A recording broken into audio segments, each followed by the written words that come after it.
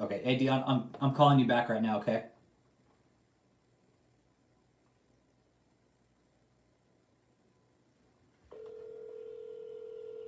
It might come up restricted. Okay, but it's me. It's me.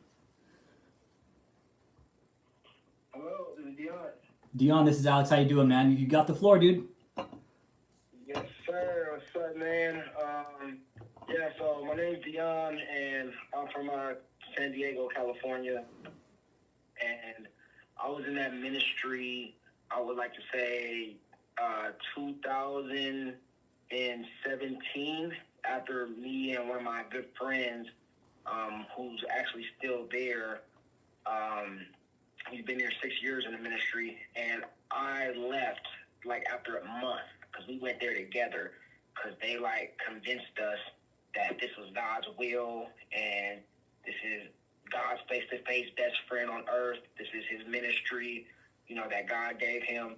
And the stuff, let me tell you, let me start off just to say, the stuff that I witnessed there was nothing like I will ever imagine heaven being. Because they say this is the God's kingdom, and every other church is like basically just like knockoffs almost. Like if you're not supporting this church, you're not part of the kingdom basically, because David has the key to the kingdom. So they like really brainwash you from the jump. And the first time Can I ask witnessed something, Dion? Can I ask a question? How oh, go for it. how was the contact How was the contact initiated? The contact Yes. Who initiated contact first? with the ministry, Yes. Yes, sir. it uh, it was my friend who invited me to an Anaheim event that they threw out there, like a crusade in Anaheim. Okay. Okay. And I went there for the first time. That's where I seen David. I never actually met him in person until I got to the ministry in Michigan, in Taylor, Michigan, on Taylor Road. And not Taylor Road. I forget the name of the street. Superior. Superior, yes, yeah, Superior, yeah. Yes. So yeah, that's how I first, got in touch with the ministry, and the leaders were like, "Hey, you're a prophet. God's calling you to be a prophet." And I was like, "Oh, okay." That leader, you probably know him. His name's Daniel, old-headed guy. Yep. Yeah, he used to be on stage a lot singing. But yeah, him. I got something to tell you about him as well, because he did me dirty when I left the ministry. Okay. He did me dirty when I decided to leave, and the way I went out was terrible. They kicked me out. I gotta tell you about that. Was it Daniel Guin? Who? Daniel Guin. I forget his last name. It's the bald headed black guy that used to be on stage singing. Okay. Yeah, I forget his last name, but he's been there years, just like more than even my friend. Who's been there about 6 years now since like 2016. And I want to tell you about a time where I met David for the first time, and it was in a group meeting, because we used to always have these like daily group meetings, sometimes 2 to 3 times a day, and we hardly got any sleep, dude. Like we hardly ever got sleep, especially when there was at times where we had events like one night with the King, stuff like that. But the first time I met David E. Taylor, he came into the office, and people like gathered around like pigeons around beads or something. Like the way their eyes were just super big, and it was like almost like worshiping this guy. They were looking at him like he was Jesus on earth. I swear to you, especially the girls, especially the females, they were obsessed with this dude. I wouldn't be surprised if they were sleeping with him, right? And David walked into the room, right, and he started clowning on one of his armor bearers, the guys that follow him around and drive him around and stuff. And one of their names was Cliff. One guy's name was Cliff. And David, he started inappropriately saying he likes taking dicks in his mouth. Literally his words. And the new people that came in, because remember, I came in with my best friend full time, and we had a group of other people that were new too as well, that came in around the same time as us, from like Virginia and stuff. And we were like looking at each other like, did he just say that to one of his armor bearers? Like that he likes taking dicks in a mouth? So they're like, this is unbecoming of a face-to-face friend of Jesus. This is what I was thinking. And then guess what his excuse was? Oh, you guys just have religious snakes in you. We're going to get that out, though. I'm just trying to break the ice, let you guys know you guys don't have to be all religious. So it's like he was molding our minds to basically almost, how can I say, to not be God-fearing. Well, not only that, the truth. but to take the abuse. To take the abuse. We were to be inappropriate and take abuse. Yes. It's how willing are you? How far are you willing to take the abuse? Really? Right. And myself, I was not the one. Like my upbringing, where I come from, good for you. The poverty. Like I never took disrespect. I good for you. Nor should you. No, me in that way, huh? No man or woman should take that kind of disrespect from any other man or woman ever. Dude, I'm not even touching the surface. I have another experience. Let's keep going. About in that same room in the meeting. So this was Dion. Dion. Huh? Dion. This was within the first couple days. You saw David. That you met David. I would say probably no, because we were just working when we got there. So I would say like 2 weeks in. I was only there for a month. So after that, 2 weeks in, like half of that month, I was like, okay, I met David for the first time, like, cause he was MIA. He was hardly ever there. And when he was there, he was just screaming and pointing his finger and telling people what to do. Like, this guy was terrible character, man. Did you get paid? Huh? Were you getting paid for your time? Oh no! The only thing we got paid was us paying them with our EBT. Give us your EBT and be happy. Can you run us through that EBT process? Oh man, yeah. So when we got there, people were eating and stuff. They had food in the fridge and everything. But, the more people came, it was like, all right, give it up. They had like Chin, one of the Asian leaders. You probably heard about Chin. He's not there no more. He actually left. Dude, we're looking for him, man. Chin, hold on. Chin, hey. Call him a traitor. Chin, we're looking for you, dude. We're looking for you, buddy. We're worried about you, dude. Go ahead. Sorry, Dion. Go ahead. Yeah, you're good. Yeah, so, by the way, just real quick, my friend, he left. One of my friends that went there with me, he actually came back to California, but he still supports the ministry, heavily. And he just basically cut me off because I was talking about David. And he says they got him on vacation, basically part-time working away. But I have to tell you something about him as well, because he's not the same person that I once knew. Dion, the things that I've seen him doing since I've seen him out here back in California, yeah, it's perverse. It is Dion. Perverse. They turned him out, but that's a whole other story. Dion, a quick yes or no question. Did you sign an NDA? No. Okay, perfect. I heard about you talking about that, but that's when I was there, I never was questioned about an NDA, but I wouldn't be surprised if they're coming out now doing that because of all the stuff that's going on. Okay. That's coming out. Okay, cool. Okay, let's go back to your friend. You said his mind is kind of perverse. It's totally perverse now. Dude, yes. They took the food stamps, by the way. To touch on that, I'm a diabetic, right? Mm-hmm. And I said, no, I'm not going to give you guys my food stamp card and let you guys go shopping with and buy everything that I can't eat for my health. Okay. Because I take insulin medication. Yep. They were pressuring me like, I don't care, like, we need your food stamps, So I just told Chin, I said, Chin, no.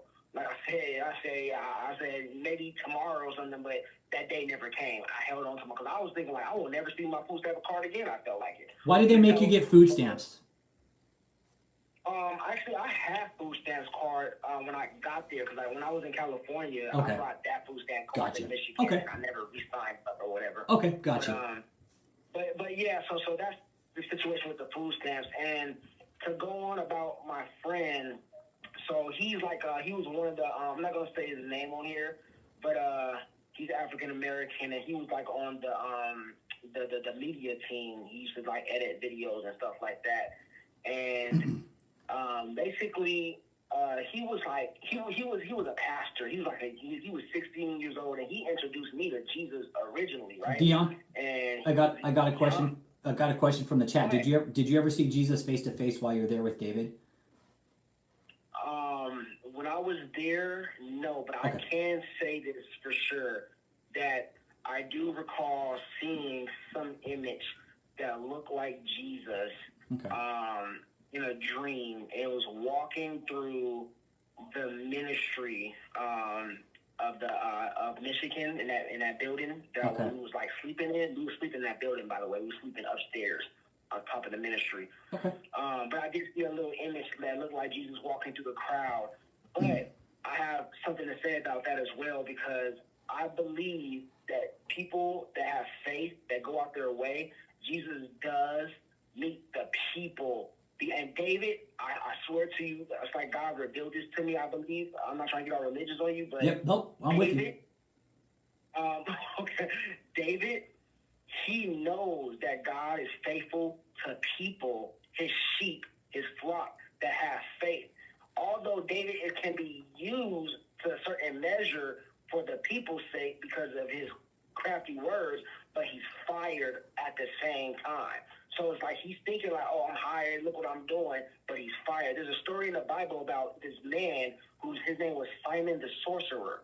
And he came up to one of the apostles and the leaders and saying, hey, I want to buy this power, these gifts that you guys are doing. I want to be able to do it too, so I can make a fortune off of it. And I believe David, deep down in my heart, I believe David is moving by that same spirit. He's pimping the gospel, but he twisted it and perverted it to something with the face-to-face. But people believe, like me and my friend, we believe wholeheartedly, like, man, like Jesus is real. We can see Jesus face-to-face. And it's like Jesus met us there, but at the same time, I feel like, we was just a little, naive to corruption within the church, because there are preachers out there using, the power and the gospel for their own benefits. Fuck yeah, there is. That scripture that says, huh? Yeah, they are. Let's get back. Let's keep the conversation on. Let's keep the conversation on the topic of your time at what you saw there, that the month you were there, because you said okay. yeah. For sure. Yeah, because we're really interested in that, because check this I out. was trying to give the audience, a little understanding on like why, you might think like David is, still getting all this money and stuff, and why God hasn't just killed him yet and taken him out the way. But anyway, Yeah. So David, he's taking a full advantage of this, and naive people like me and my friend that went there. And with the things that I've seen in the ministry and my time there, I knew it was by the spirit of the love that God, created his creation to move by. Because the things that I've seen, the things he taught these leaders to do to these people who don't fall in line with just obey the word of David, basically, they got physically violent with us. Never me, though. Never me. They never did that with. Did you ever see any physical violence on anybody, Dion? Huh? Did you ever see any physical violence? That's what I was about to get on. Okay. Get to. Okay. Yeah. Sorry. Okay. Yeah. So my first encounter in the group, and I never actually seen David get physically violent with nobody, but the leaders like Michelle, I seen her like get in a guy's face and poke him in his face and scream at him. This is a grown man, like 6'3". I forget his name, but he's been there for some years. So they're comfortable with coming at you like that because you've been there for years, but they do it in front of the new people who just enrolled, just so y'all can know, like, hey, this is how we get down here. If you don't like it, kick rocks. And she toyed, but it gets worse. So that was one leader, right? Michelle that did that to him. There was another time where, and this guy, by the way, he was broken. He was broken, by the way. He just was silent. Like, this is a grown man. I'm like, wow, you just let that woman just get at you like that? That's crazy. I wish she would talk to me like that and get in my face and touch me. But there was another guy, you probably know, his name is Devereaux. He's one of the cameraman, equipment man. He walks around with, like, he basically organizes all of that stuff. He's like up there with Tony, basically. And he had a baby out of wedlock with some woman in the ministry, by the way. Fun fact for that. I know who you're talking about. I know exactly who you're talking about. What's funny? Like that. What's it's not funny, but there's somebody also. We just did an interview with him the other night. Don't bullshit. Check my channel. That's crazy. It's an interview, and listen up. And it's funny you mentioned that wedlock thing, because now that piece just tied together with what he was telling me earlier today in a text. Hold on, what did he say? Get with me offline. I don't want to put that out here because I don't know if that's information I can. It's wedlock, but I'll just say it. Fuck it. I'm gonna say it that it was Steve's. It was Steve's daughter, Jenny Smith. Steve's daughter. The guy I'm telling you about, Devereaux, that was Steve's daughter. Yeah, I think so. Steve's daughter. Yeah, Jenny Smith. Oh. Sorry, Okay. drop the ball. If I did, I'm sorry if I dropped the ball, but fuck it. I'm just gonna say it. That's what's going on here, guys. Yeah, and David, like there was another person. You probably even talked to them before, but they met this couple. They met there, and they drugged them through the dirt because they fell in love with each other, and they ended up leaving together to Florida to like marry and stuff. And David was against that. Like they physically got violent with her husband. That's now her husband in the ministry, and like basically like kicked him out because he just was not submitting. Basically, he wasn't obeying what they wanted from him and her, and myself. I seen Devereaux, right, the cameraman, equipment man. He got violent. Michelle got violent with him in a group meeting because of something he said. It was like he didn't understand something, and he said something stupid. And it was like all mercy just left the room, and you could hear a pin drop. That's how quiet it got when Michelle started screaming, and she ran up on him and said, "What the hell do you think this is?" And she like shoved him in the face and pushed him on his chest, and he hit the ground. Like there was an earthquake that just dropped him. Like it was just so bad, and I was like, "Oh my God." Michelle, if you would have done that to me, I would have fucked you. I gotta go. Hands down, Michelle, I would have fucked you up. When did you leave, Dion? What, Shayla Hudson? When were you in, and when did you leave?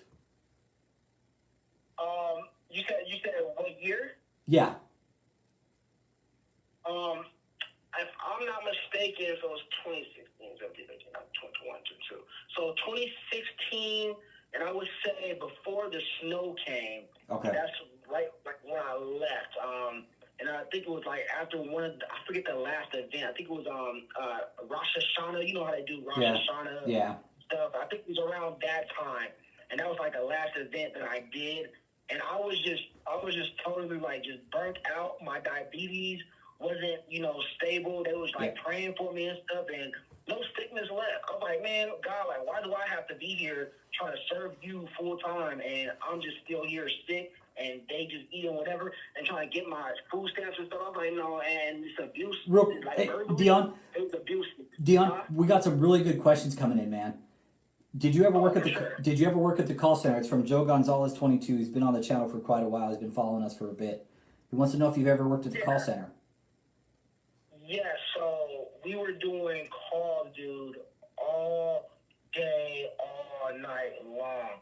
And sometimes we hardly got any sleep. And if you wasn't doing calls throughout the day, you were cleaning up something, or just you had to like go out and run errands and stuff like that most of the time. Okay.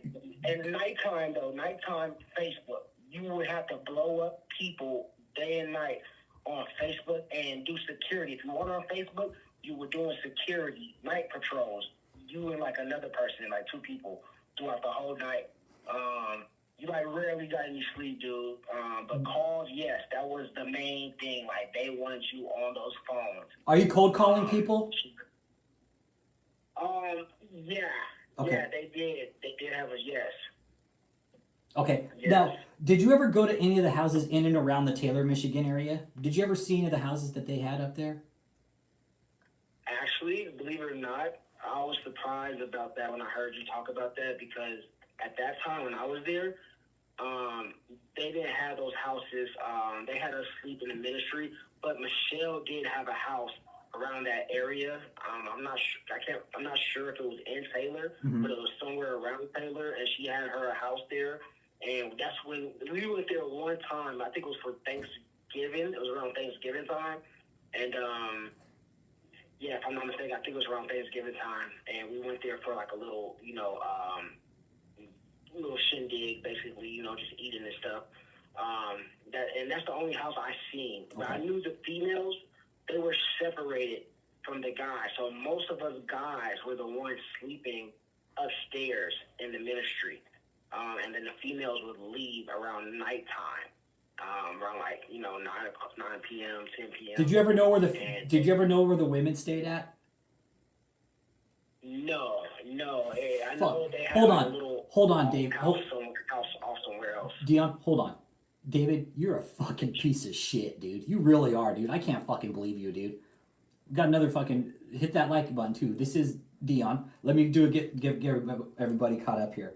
This is Dion. He was only with David for what? He said about a month and a half, right? Yeah, uh-huh. Then he saw the bullshit and got the fuck out. He's like, I'm the fuck out of here. He saw through the bullshit right away. I was just sensitive to like certain stuff because I know what abuse is, and I know good churches. I've been to churches. I was raised in the church with my grandmother. Yeah. You know what I mean? Well, did you? I don't care how many miracles you show, gifts you think you have. Yeah. Dude, no. Did you have a quota when you were on Facebook? Did you have a quota to meet? Say calls, money, how many people you were able to talk to, things like that. You said on Facebook? Yeah. Did you have a quota to meet with anything? You know what? The only thing I remember them telling me, because it was so long ago, like 6 years ago, I remember them saying, like, we have to hit, like, at least, I think, 100 or 200 people, if I'm not mistaken, or maybe it was 250. You have to, like inbox. You have to, like, inbox so many people throughout the night when we had that role, Facebook. Was there ever... You were only there. Did you ever have like a quota shakedown where they came through like, hey, how many people did you call today? Like, how much money did you bring in? Things like that. Yes. Okay. Yeah. When the phones, but dude, like I was the type that I would go off. Like I was rebellious. Like I would like not try to be around when they say okay, do calls and stuff. I would like kind of leave and go get busy with something else. I try to stay away from the phone because I just felt like they were just trying to, swindle people out of their money. But they did, yes, make sure you had like a paper, like a sheet with you to see how many calls you had and how much money you made, and you did have a quota. And if I wasn't mistaken, they wanted you to at least try to get like $1,000 for like that shift or that time you spent on the phone. And I think sometimes you would go, like, all day, dude. Like, yeah. Okay, so you said you went out there with the EBT card, right? But did they make you get one when you went there? They tried to get people. Yes, they made people have to go sign up and stuff. And I was just like, I'm not about to do all that. I'm just going to do what I want to do with mine. They said if you can with your own already, turn those in. That's what they wanted you to do. And then once you had to like re-sign up or whatever for that state, that's when they'll take you out and everything. Yeah. EBT fraud right here, guys. Yeah, they were hard on that EBT because David was not trying to give up anything out of his pockets to feed us. If you didn't get an EBT card, what would happen? You guys would just starve? I doubt he would let it get there because at the end of the day, he needs us nutritiousness or to have some type of nutrition to keep his engine running for his ministry. Yeah. Basically. Did they try to make you cut off contact with your family? No. So I guess you could say it's almost kind of like that because they weren't going to help you, pay for your, like my friend that I went there with, his cell phone got cut off, and the only time he could like basically contact his family is basically through Messenger on Facebook on their computers and stuff. But yeah, my phone, I made sure that my grandmother, my mother helps me, with the cell phone bill so I can stay in contact with them and everything. But they wasn't approving of me being there in the first place. But I have to tell you about how the incident went when I left because, man, they showed their true colors when I said I wanted to leave. What would you say that was probably the worst incident you faced there? Was the time you left? Or was there another incident that really sticks out in your mind where you're like, fuck, that was bad? So, dude, okay, yeah. They're kind of even because I was just heartbroken the most. Because because I'm not gonna lie. Everybody that goes there, they're not like evil-hearted. Like there's some kind people there that's just misled and naive. Yeah. You know, but the leaders are the ones who David expects. He has expectations for leaders to crack down on people like us who are not leaders, you know, so they come down with like the wrath of David. Yeah. You know, Did they? who gets his authority from God. Just real quick, yes or no? Did they make you create fake Facebook accounts?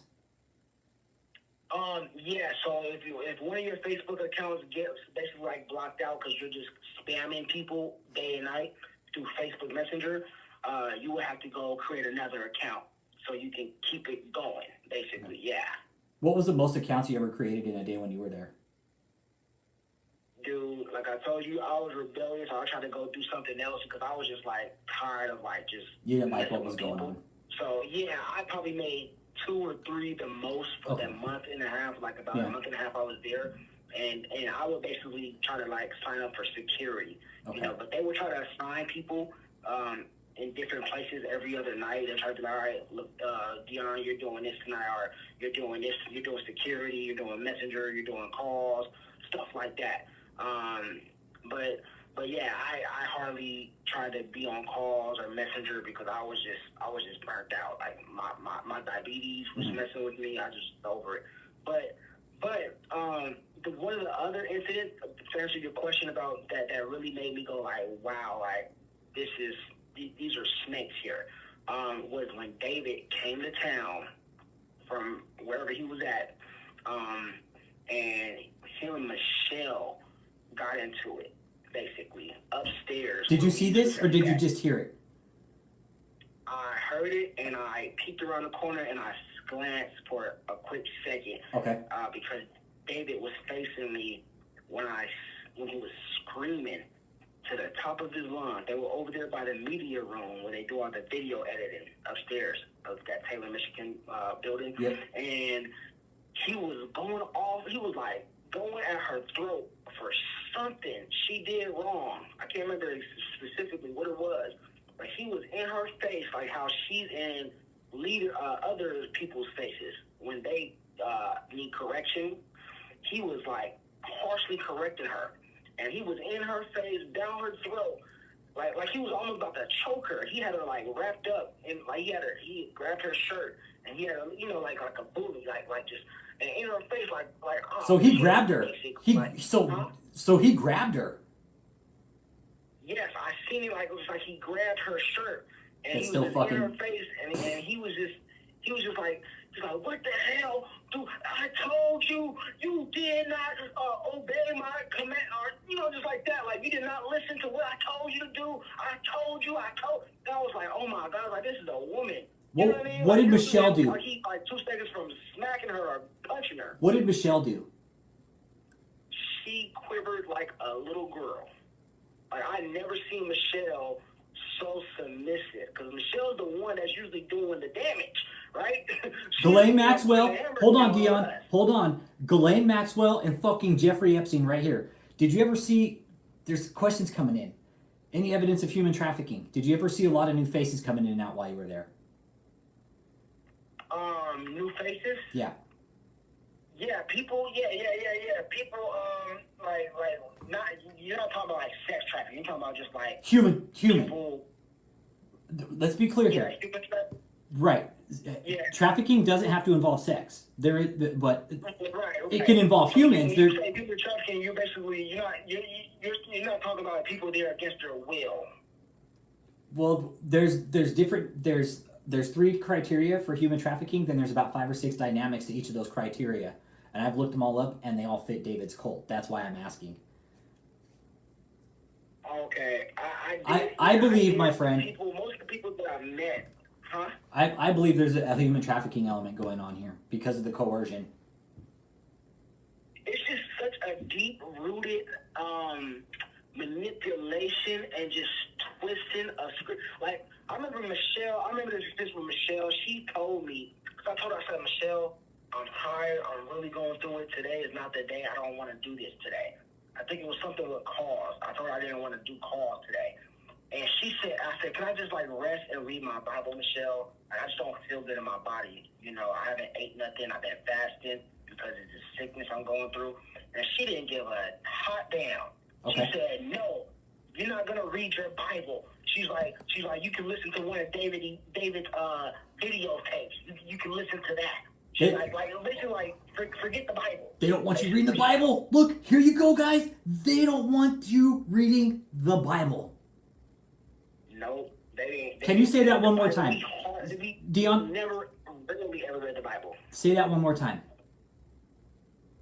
We rarely ever read the Bible, dude. The only time we read the Bible was like on Sunday when they did a preaching, and they said, all right, turn to scripture so we can make our point about David and this ministry on how Jesus is with David, basically. Like, that's the only type of biblical reading they wanted us to, like, pay attention to, you know. And if anything, what was the Bible there was David's CDs.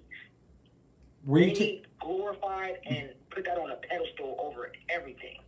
Were you taking like sleeping on cots and like taking bird baths and stuff like in this like how was when it came to hygiene and personal hygiene, and this is just questions we have. When it came to personal hygiene, how did that take place down there at the cult headquarters? So yeah, they if I'm not mistaken, they did have like a little shower downstairs, next to like some of the offices. Across from Chin's office, because Chin had his little own personal room office downstairs. Yeah. He had a bathroom across the way. But sometimes it would just be so busy and crowded in those bathrooms. You would have to take bird baths and just, you know, put up with it because you were just so tired. You just wanted to get to sleep, and we didn't want to wait in line to, you know, take a shower and stuff. And some people take forever because one thing, those guys, because remember it was the fellas there. One thing about them, they were like always used to say this thing like, "Hey, brother, I'm in the process. Of course, I'm in the shower jacking off. Mm-hmm. You know, God understands. You know, like so basically, they would take long showers, and their excuse would be like, "Yeah, I'm beating my meat." I was just like, "What?" I'm confused. And I'm like. Yeah. Most churches be like, you know, obey Jesus, don't lust after the eye, you know, and you know, Jesus face to face, like Jesus face to face, beat in the shop, what?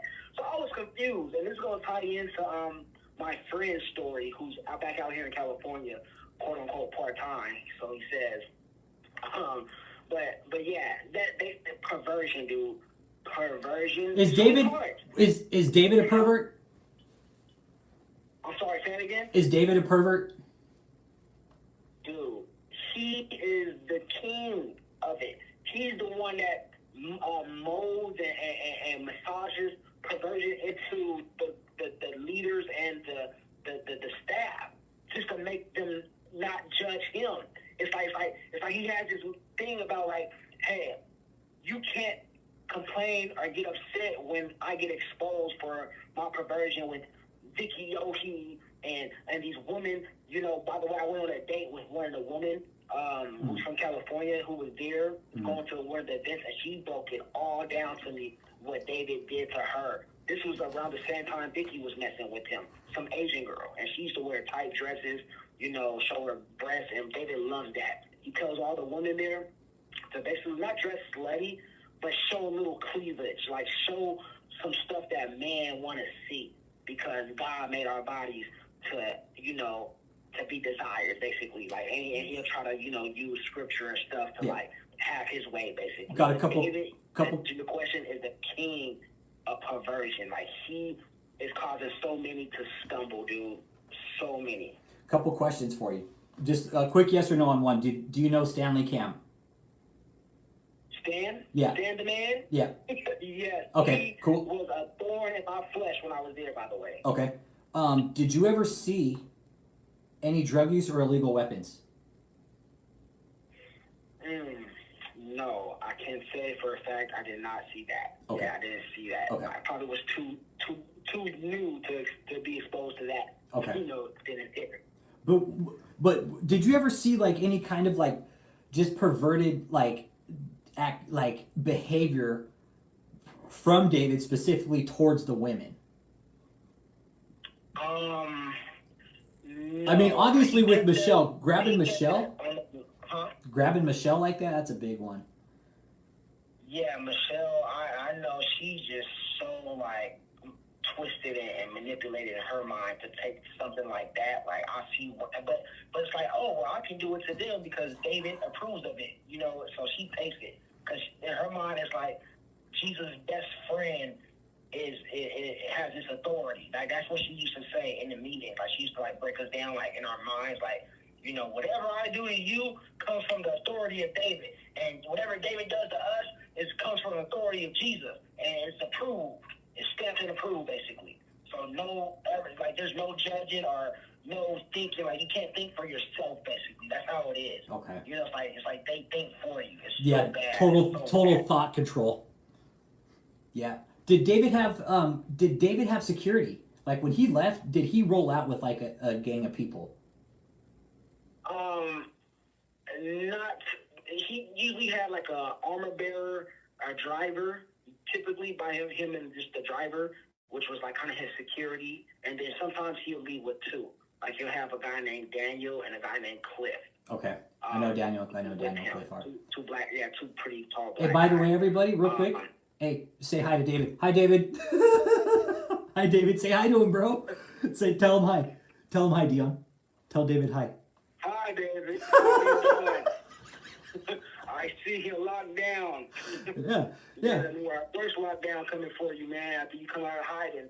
But dude, I believe what you said. Something physically is on him that's causing him to stay out. Yeah. Because like he's sick, bro. You know, he wanted to do that arena crusade so bad that he even lied on Jesus and said Jesus, you know, said to throw it at this time. Yeah. But all of a sudden, you know, it goes to the left because COVID. Dion, that was the will of David right there, yeah. You guys. That Dion, was the will of David. Dion, real quick, yes or no? Did you see the depositions? Oh yes. Okay, you watched them. I was okay. so stupid. I seen that before I went there full time. They still convinced us that those are David's enemies, and they're enemies of God, and don't believe none of that. Okay. Are the women within the cult forced to be with David? That's coming from Chuck Wood. He's been part of our channel for quite a long time, and he's asking the question. I'm not.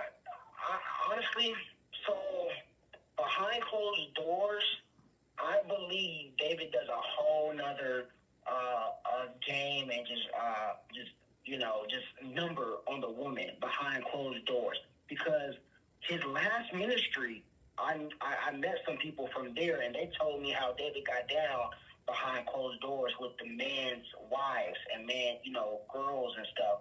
And David would try to keep men separate and naive and ignorant to what he's doing with the women. And I heard that he would have the woman basically believe that, God is calling them to be his wife, but you have to be patient because God, love is patient. And he would just, caress and mold the woman to do perverse acts with him, and like I said, the girl that I met, the Asian girl, she told me that this is what he basically told her, is promising her that he's going to marry her, just like he did with Vicky Yohi, and he was messing with both of them at the same time, and God, told him that, she was called to be his wife, and she has to obey his every sexual pleasure that he desires, that he wants from her, and she did it because she was just vulnerable, and she was broken by that, so yeah, I totally believe, like, even Jenny, I heard something even with Jenny, I'm pretty sure you know Jenny as well, she herself, I heard sleeping with David. Did you meet? Allegedly. Yes or no? Did you meet the Klein sisters? The who sisters? The Klein sisters. Are those the sisters that are daughters of Yeah. the lady that gave that $1 million? No. All the blonde sisters, Kathleen's daughters, Kathleen Woods. Yeah. Kathleen. Oh, Kathleen is not the one that gave the $1 million. No, that was Debbie. Right? That's Debbie. Kathleen Klein, I think, is her name. Okay. I don't think I met. I just met Kathleen because she used to do the preaching on Sundays. Okay, so you never met her daughter. You never met her daughters though. No, Okay, I probably have, but I just don't remember them well. Okay. But I do remember Kathleen, and yeah, her and Michelle's are like really bullies. Like there's some lost bullies. But I must tell you something about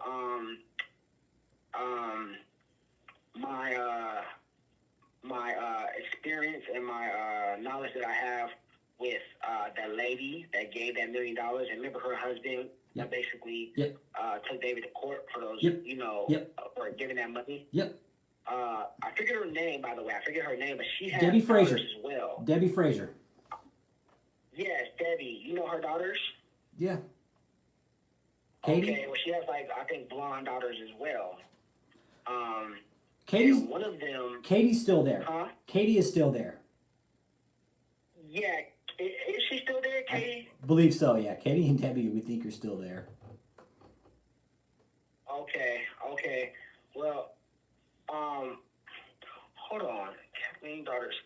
You know, okay, well, I'm not sure if I have the daughters mixed up. Okay. But my friend, the reason why I bring these daughters up, because my friend he was a virgin when he went there, by the way. Like I said, he was a pastor. He feared the Lord, sort of say. You know, he didn't want nothing to do with lust, perversion, nothing. But after him going there, and he caught Chin, I guess, watching porn on his laptop one night, and he was doing his security rounds with one of the staff there that's been there for years before him. And I guess one of the staff members told him, like, hey, like, don't judge Chin because haven't you jacked off or watched porn before? So don't judge, basically, and just let it be. Yeah. You know, and basically justifying it, right? Yeah. So after that experience, you know, and then David, you know, saying all the stuff that he said as well when Vicky Yogi came out and basically told the staff, hey, don't judge me. I'm not a man. I'm just a man. I'm a flawed man all of a sudden. Yeah. You know? Yeah. He's perfect at the same time. But this experience caused my friend to start having sexual relationship with one of those daughters, all right, from that woman. One of those daughters, and she, I think, was like 22 at the time, and he was like 23. And he said once a week, the first time he did it, that same week he had sex with her in that ministry. He would go to her house off of the grounds on Superior Road, and he had sex with her 15 times. Like, he was addicted, and this like occurred like for 2 months until they stopped it, you know. But they kept it undercover for 2 months. They were just having sex continually, you know, without protection. And he's back here now, you know, in the state that I'm in, and he is like, oh my God, I can't explain to you how turned out he is. Like, this boy is like a dog in heat. Like, he just cannot stop having sex. He's a sex addict now, huh? His abuse of women now because David, you know, doctrine is like, hey, you know, you're in a process, and it's better doing that than being a traitor. And he tells me I'm a traitor to this day. He tells me I'm a traitor, and I don't have the right to judge his sexual behavior and manipulation of women. I'm like, dude, you're just a baby David E. Taylor now. So that's the story I wanted to tell you about that. And that's what they're doing to people that come from, you know, a church background that's naive. They cause them to stumble and then become perverted. This guy was a saint. Like, literally, this guy was a saint, and he didn't want to have sex ever. But when he went there and he started having sex with that woman's daughter, and she was a pretty girl, by the way. She was a very pretty blonde girl. Yeah. But he was never the same, you know, and he's just like David. Yeah. He's literally just like David and all the other guys in that ministry, you know, and they're like sex deprived though. They're not allowed to have wives. They're not allowed to have sex with the woman. They have to be. They have to, you know, go. But David, stick around and do that just to get off. Go ahead. I'm sorry. But David's out fucking everything with a hole in a heartbeat, probably. And here's the thing, Dion. You know? David's the one to come out and preach about the wife and the warrior. David, you're not even fucking married, you pig. Fuck, dude. You're a fucking pig, David. That's what you are, dude. You are a fucking pig, dude. Straight up. But but check it out. This is a scripture. My boy, my friend tells me they use to justify it. Hey, Dion, real quick. King David in the Bible. King David. Oh, King David. Yeah. Get the fuck out of here. A couple of questions. But go ahead. Anyone besides David living lavishly? I would say the closest thing to him is probably Michelle and Angel. I don't know if you know Angel. Angel Jones, yep. Bashira's sister, yeah. Yeah, she's one of the leaders there. I would say they're probably the only ones, and then maybe, perhaps, living comfortably, the armor bearers and the key leaders. They're living comfortably. But lavishly, I would say probably Michelle and Angel. Not even Daniel, the Joseph. I'm sorry, not Daniel. Joseph. Yep. You know Joseph, right? Yep. Yeah, he's just like the biggest pushover. I must say, David just steps all over him, and he feels like he can do that with Caucasian boys. I've noticed that. Okay. So David thinks he's... Gotcha. Yes. Okay. Like, We're all the... fragile guy. Fragile. Okay. Nice. Were all the blondes blonde because Michelle told them that's what David wanted or expected, or is that something that they do to themselves? I'm not sure, but I wouldn't be surprised because David, even in his last ministry, I don't know if you heard, that he would tell the women what he likes personally, and they would just do that just so they can be desirable to him. Like the hair, I guess he liked hairy legs and hairy arms and stuff. So the women just started becoming more hairy and showing more cleavage, wearing tight dresses. He wants makeup on them, like he wants them to look pretty with makeup. So when he enters the building, he don't see something that he's not interested in. It's terrible, man. Marge West, go find a fucking ape, David, if you want something with hair, dude. Why do you want a hairy woman, bro? I'm not here to judge. I'm not a woman's body, what she does with it, right? Hear me out here. Everybody's got a taste, and I get that, but I get it, and I can't judge, I honestly can't.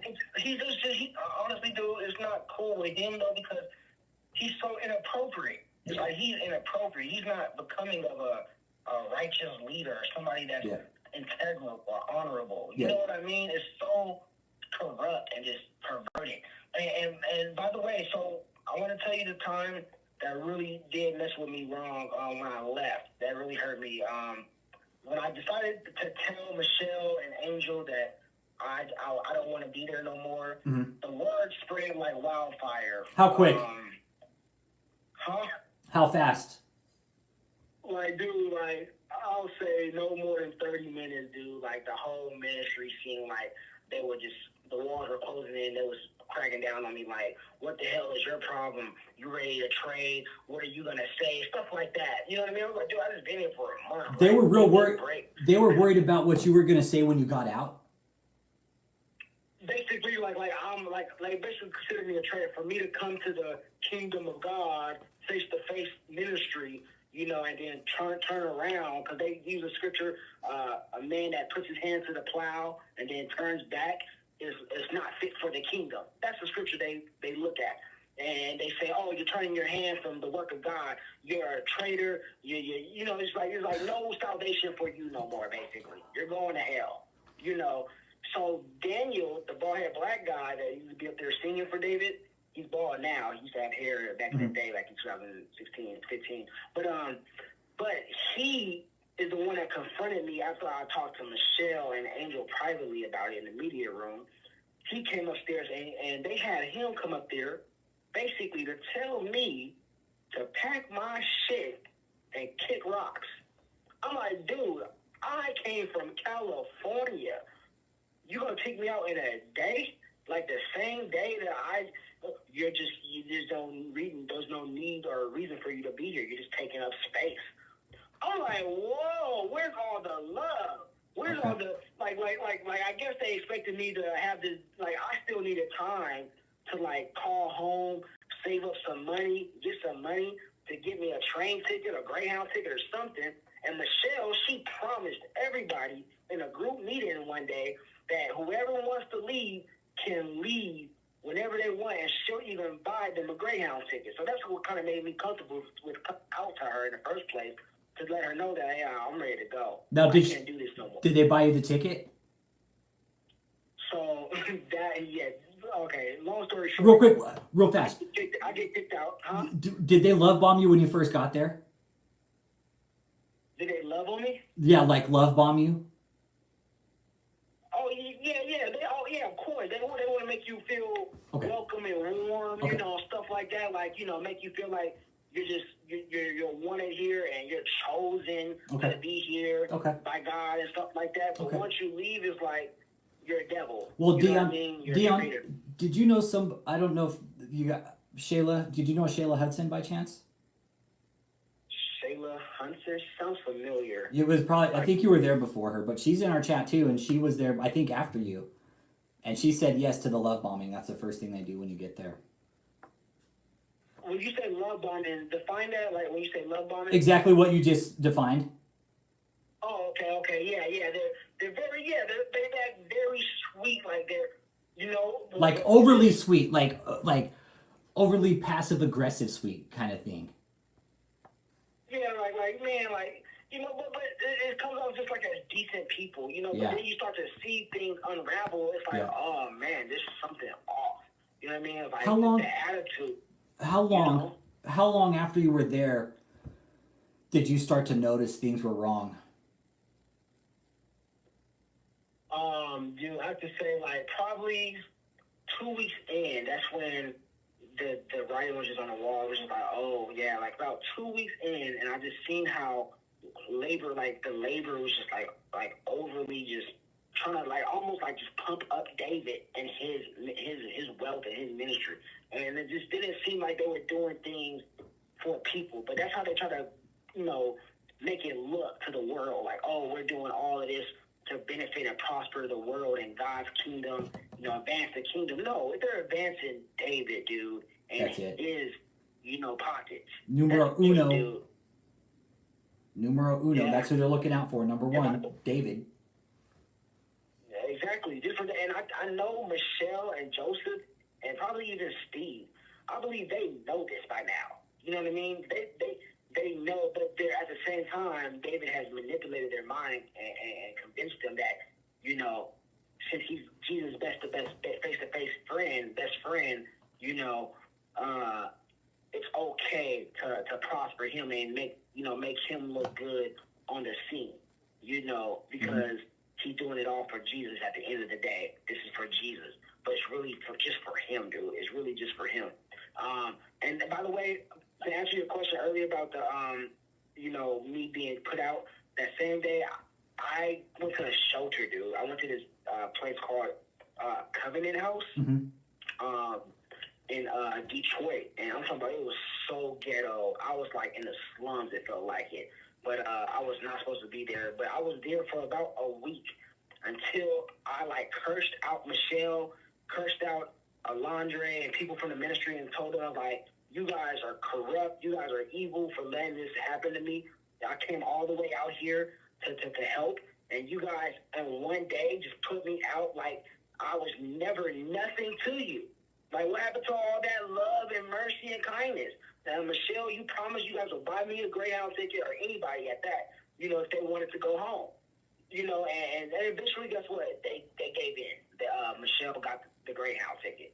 And I had to find a way to get to the Greyhound station because they didn't help me with that. They was like, basically, you're on your own now. From now on out. Yeah. You traitor. Yeah. You traitor. So, yeah, they was like, you lucky you got your ticket, traitor. And I was broken. Like, it took me a few years mentally to convince myself you're okay with God and you're not condemned. You're not condemned, dude. God loves you more now. God loves you more now than ever that you're out here exposing this piece of shit. Yeah, dude. I'm so happy I left because some people, man, they've been there for years. Okay, here's the thing, Dion. Here's the thing, my man. This is the thing we talk about. You were only there for a month, but you said it took you years, dude. It took you a few years to basically deprogram your mind that you were okay with God. and you were only there for a little while, bro. Okay, Yeah. The other interview we did the other night, I recommend you watch it because you probably know the guy that was there. I'm not sure. I don't know if you do or not, but you're going to listen to it and you're going to be like, holy shit, that was the same thing that happened to me. This guy was there only for a few months, and he said it took him years to still be right in the head, dude. And we're sitting back here watching these people that have been there for years, dude. Years. The deprogramming. I studied socialism, guys, at Dion. This is gonna be like fucking deprogramming an SS soldier. No bullshit. This is gonna be. I would compare this to deprogramming a fucking hardcore grunt. Straight up. It's to deprogram these people. And by the way, I actually went back there after I left, like the next year. I went back there to try to, like, you know, see if we were still all good to a crusade against cancer. I think it was the following year, 2017. And the way they were acting and looking at me was nothing like the way they were treating me when they first met me at the event. It was like night and day, basically. You know, it was like, wow, like, they treated me as if, like, my soul wasn't important because they couldn't benefit off of me, you know. Especially the leaders, like Daniel, Michelle, and them, was like, they gave me looks like it just felt like it just wasn't the same warm feeling. And that's when I just totally separated myself and cut myself off from the ministry. Because I was like, okay, they're just exposing their true colors. If they can't use you and abuse you, you're no use. Why did you go back? Like I said, those years, I was really, you know, like, wondering, like, man, did I mess up my destiny? Because they pound that in your head, like, this is destiny. This is destiny. Okay. And it's like, and at the same time, I did see a Jesus-like figure in the crowd in a dream. And then I seen my friend.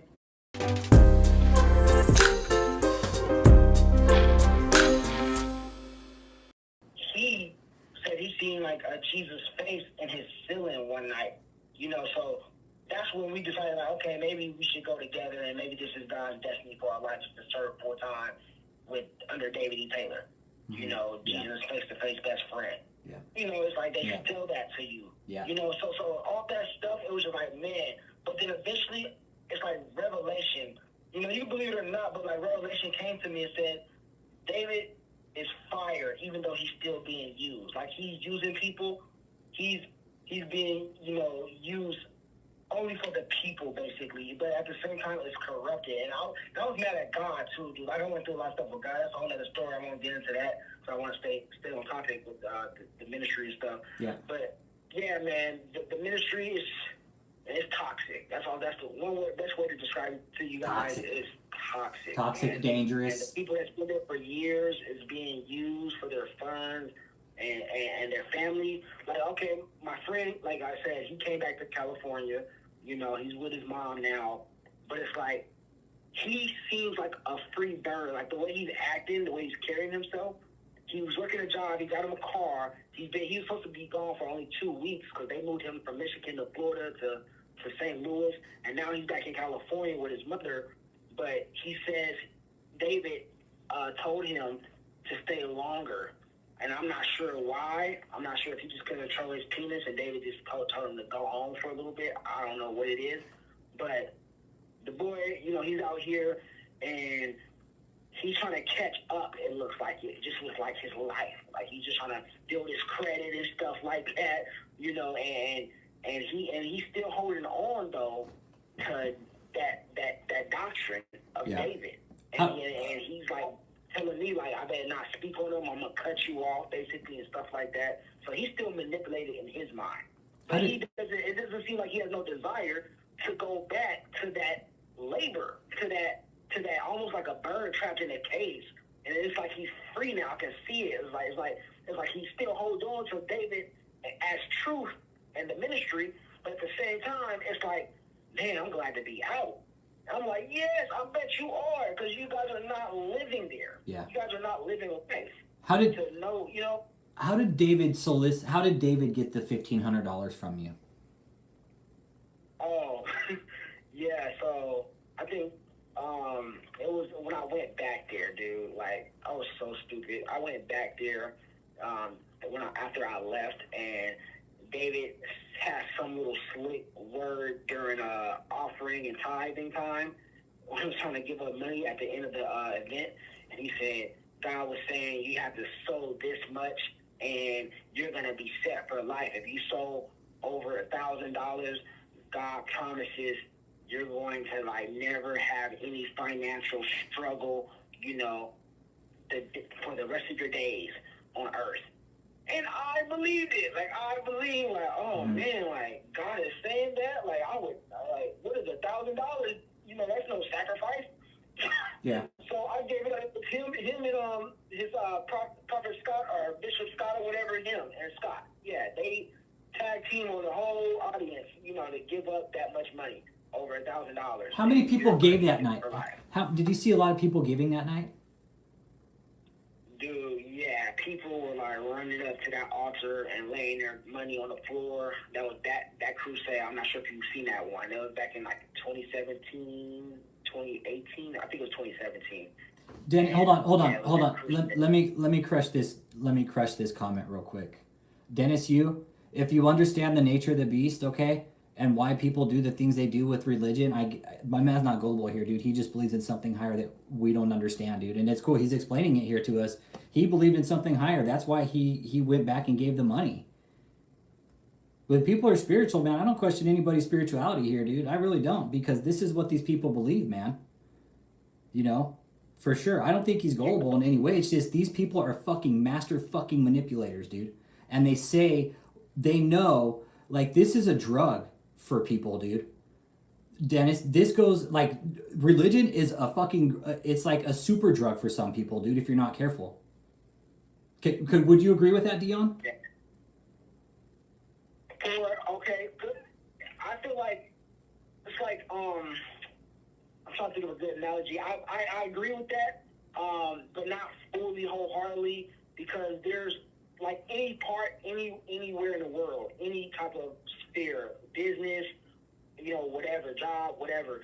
There's naive people that get taken advantage of. They're still human, because that's how I look at it. Even religious people, you know, they're integral religious people who don't abuse people and don't abuse people's funds. And then there's religious people, you know, who just take full advantage of that title God. You understand? Is that I had to go through some pain to realize, you know, and wake up like, okay, biblically, this is just off. Because I don't think, you know, the disciples or all that, you know, did any of this type of stuff that David is doing. Like I said from the beginning, he's a Simon sorcerer. This dude is literally just abusing the scripture for his own gain. But go ahead. Did you, after you gave the $1,500, did you sit back and reflect on that later on down the road and be like, damn, I shouldn't have done that? And I'm not beating you up on it. I'm asking just to... When I come from $1,000, you don't come by easily. Yeah. That was probably like, you know, I probably had 1,000 left to my name after I gave up that 1,000. Yeah. So I regretted it, you know, and yeah, I was a dummy for that one. Okay. You know. Okay. I still struggle to this day, sometimes financially, so I know that was a lie. Yeah. Yeah. Okay, see, Dennis, this is the thing, man. This is why people do it, man. They believe. David tells these people, like, hey, if you donate, we're going to fucking make you rich.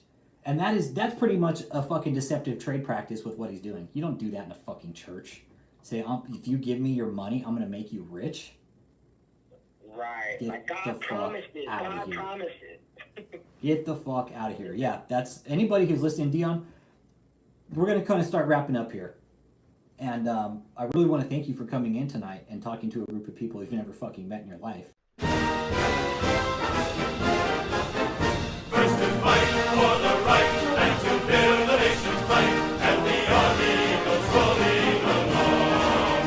Proud of all we have done, fighting till the battle's won, and the army goes rolling along. And it's high, high, hey, the army's on its way. Down off the games on its run. For wherever we go, you'll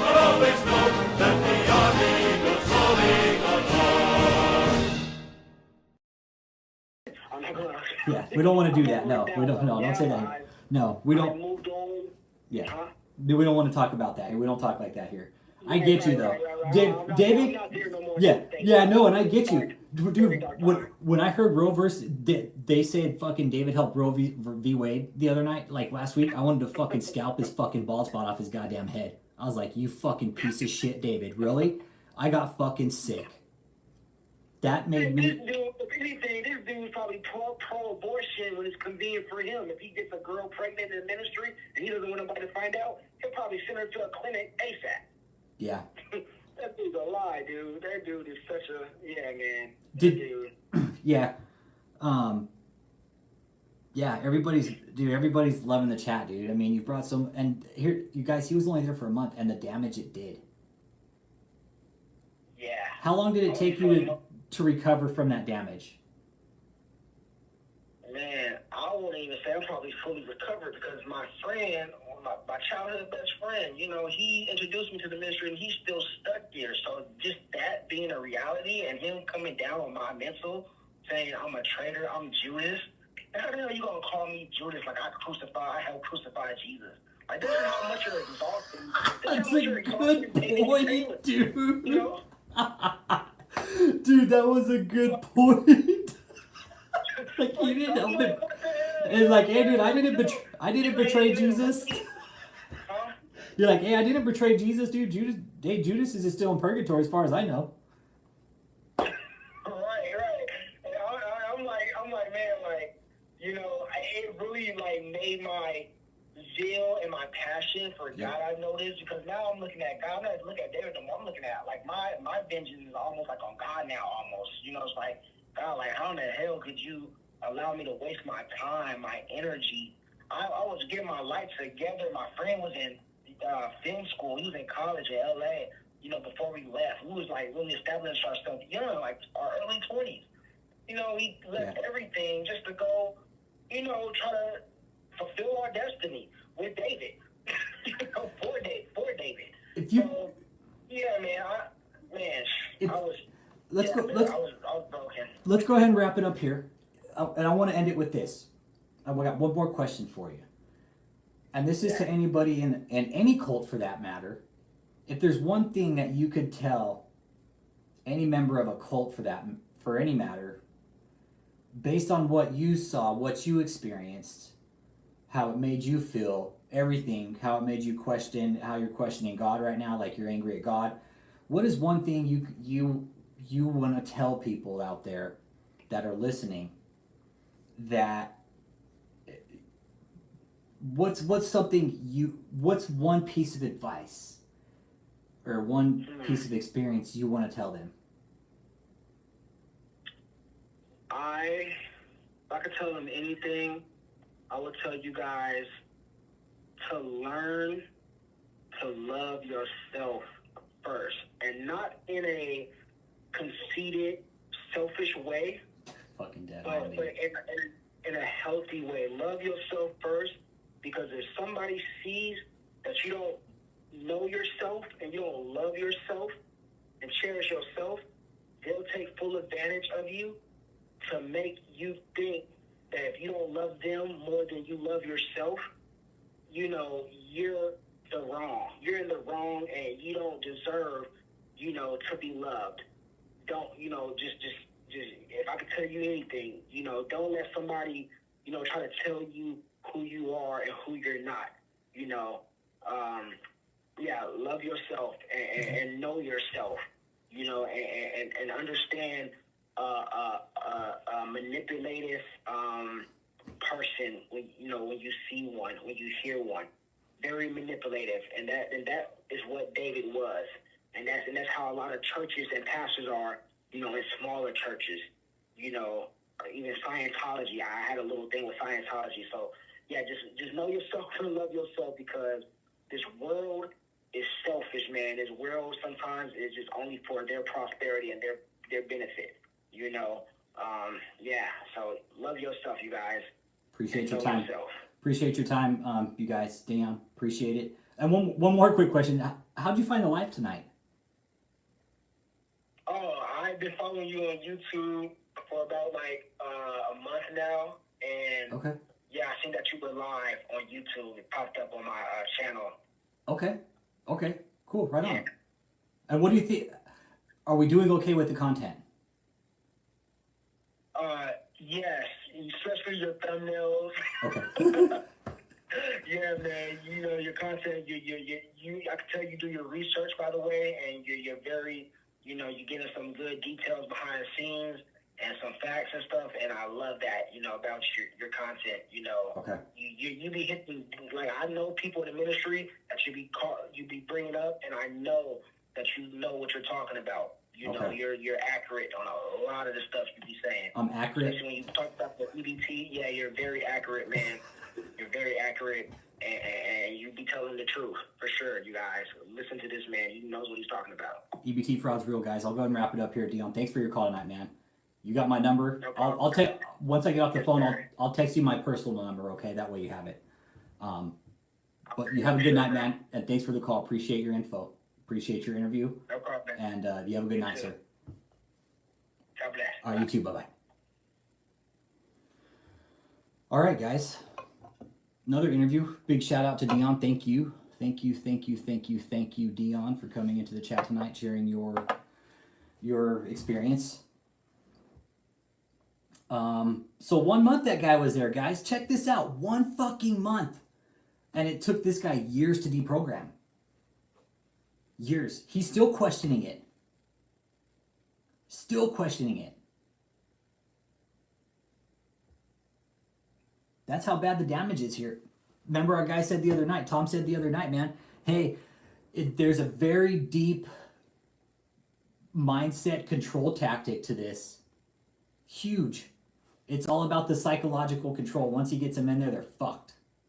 Like you heard him. He just said he fucking saw David grab Michelle by the shirt and fucking get in her face. Michelle, you're allowing that kind of behavior from that fucking piece of shit, David? No wonder you're so fucking broken.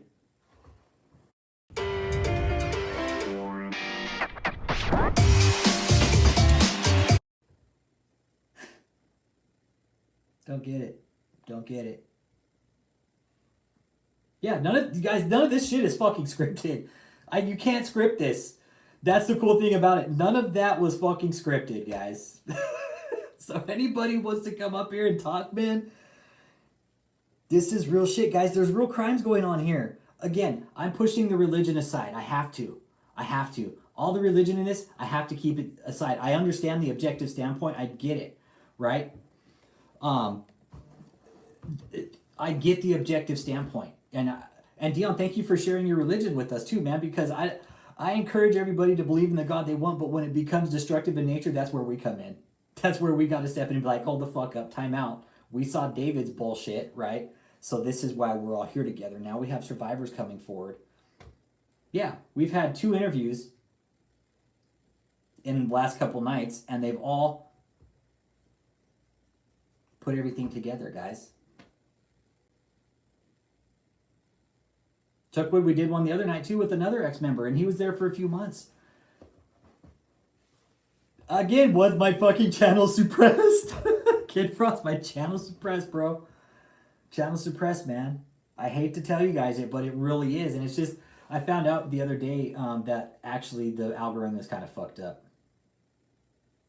Yes, Marge West. Let's talk about that. Absolutely. He just said, Dion said, would you consider this to an addictive drug? Absolutely. Probably worse than some drugs. Worse than some drugs, Marge. Guaranteed. This type of religion and these cults, worse than drugs. To get somebody, H. Jasper, what am I? I have no fucking clue what you are, H. Jasper. I absolutely do, because Marge West, we're talking about a religious cult, H. Jasper. I've never seen you on the channel before. Tune in. I do, because Marge, I'm an addict. You go from one extreme to the other. You're never... I don't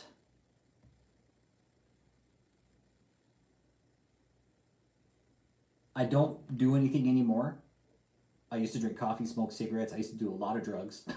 Not anymore though. I can't because my body just can't take it. And I love to do them.